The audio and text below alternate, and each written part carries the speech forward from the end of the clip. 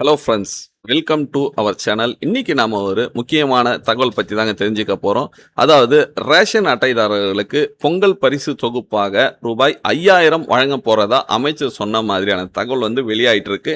இது உண்மைதானா? இல்ல இது கண்டிப்பா தருவாங்களா? அப்படின்றத உண்டான ஒரு தெளிவான விளக்கம் தான் இந்த வீடியோ. கண்டிப்பா ஸ்கிப் பண்ணாம பாருங்க. அப்பதான் இந்த ரூ. 5000 பணம் வரப்போகுதா இல்லையான்றது உங்களுக்கு தெரியும். இந்த வீடியோ பிடிச்சிருந்தா லைக் பண்ணுங்க, சப்ஸ்கிரைப் பண்ணுங்க, ஃப்ரெண்ட்ஸுக்கு ஷேர் பண்ணுங்க. ஓகே. தமிழர்களின் திருநாளான பொங்கல் பண்டிகை நெருங்கி வரும் நிலையில ஒவ்வொரு ஆண்டும் தமிழக அரசு சார்பில் வழங்கப்படும் பொங்கல் பரிசு தொகுப்பு குறித்து எதிர்பார்ப்புகள் மக்கள் மத்தியில் பெரும் அதிகமா இருக்கு. அதாவது குறிப்பா இந்த ஆண்டு பொங்கல் பரிசுடன் அரிசி அட்டைதாரர்களுக்கு ரூபாய் 5000 பணம் வழங்கப்படும் என்றும் சமூக வலைதளங்கள்ல ஒரு தகவல் காட்டு தீவி போல பரவிட்டு வருதுங்க. இந்த தகவல் உண்மையா? அரசின் திட்டம் என்ன என்பதை குறித்துலாம் நம்ம இந்த விவரங்களை இந்த வீடியோல நம்ம தெரிஞ்சுக்க போறோம்.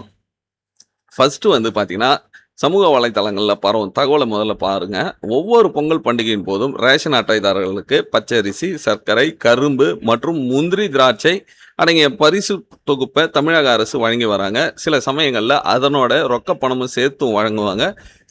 கடந்த சில ஆண்டுகளாக பொங்கல் பரிசுடன ரூபாய் 1000 ரொக்க பணம் வழங்கப்பட்டு வந்த நிலையில இந்த ஆண்டு அந்த தொகை பார்த்தீங்கன்னா ரூபாய் 5000 உயர்த்தி வழங்க முதல்வர் ஸ்டாலின் தலைமையிலான அரசு திட்டமிட்டுள்ளதாக இந்த சமூக வலைதளங்கள்ல செய்திகள் காட்டுத்தீவி போல வேகமா பரவி வந்ததுங்க. இது மக்கள் மத்தியில பெரும் எதிர்பார்ப்பையும் ஏற்படுத்தி இருந்தாங்க. இந்த மாதிரி நமக்கு 5000 தரப்போறாங்க பொங்கல் பரிசு தொகுப்பா அப்படின்றது. ஆனா உண்மை நிலவரம் என்னன்னா, சமூக வலைதளங்கள்ல இந்த தகவல் வேகமாக பரவி வந்தாலும் பொங்கல் பரிசு ரூபாய் 5000 வழங்கப்படும் என்பது முற்றிலும் ஆதாரமற்ற ஒரு வதந்தியே என்று அரசு துறை வட்டாரங்கள் திட்டவட்டமாக சொல்லிட்டாங்க. இது 5000 நாங்க தரோம் அப்படின்றத நாங்க இல்ல அப்படின்றத அவங்க கண்டிப்பா சொல்லிட்டாங்க. இது குறித்து உணவு பொருள் வழங்கல் மற்றும் நுகர்வோர் பாதுகாப்புத்துறை அதிகாரி ஒருத்தவங்க சொல்லும்போது என்ன சொல்லியிருக்காருன்னா, பொங்கல் பரிசு தொகுப்பு வழங்குவது குறித்து இன்னும் எந்த ஒரு முடிவும் எடுக்கல. ஒவ்வொரு ஆண்டும் பொங்கல் பரிசுக்கு சில வாரங்களுக்கு முன்பு தான் முதல்வர் தலைமையில உணவுத்துறை, நிதித்துறை மற்றும் கூட்டுறவுத்துறை அமைச்சர்கள் மற்றும் அதிகாரிகளுடன் ஒரு ஆலோசனை கூட்டம் நடைபெறும். அந்த கூட்டத்தில் தான் பொங்கல் பரிசு தொகுப்பு என்னென்ன பொருட்கள் வரும் அப்படின்றதும், ரொக்க பணம் வழங்குவதா வேண்டாமா அப்படியான முடிவு அதில் தான் எடுப்பாங்க.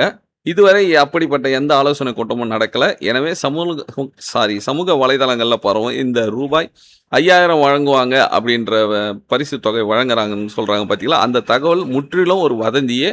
மக்கள் அரசின் அதிகாரப்பூர்வ அறிவிப்பு வரும் வரை இது போன்ற வதந்திகளை நம்ப வேண்டாம் என்று விளக்கமா சொல்லிட்டாரு. அது மட்டும் இல்லாம இந்த அரசோட திட்டம் என்னவா இருக்கும் அப்படின்றத நாம் தெரிஞ்சுக்குவோம். கடந்த ஆண்டு அனைத்து அரிசி அட்டைதாரர்களுக்கும் 1 கிலோ பச்சரிசி, 1 கிலோ சர்க்கரை மற்றும் ஒரு முழு கரும்பு அடங்கிய பரிசு தொகுப்புடன் ரூபாய் 1000 வழங்கப்பட்டது.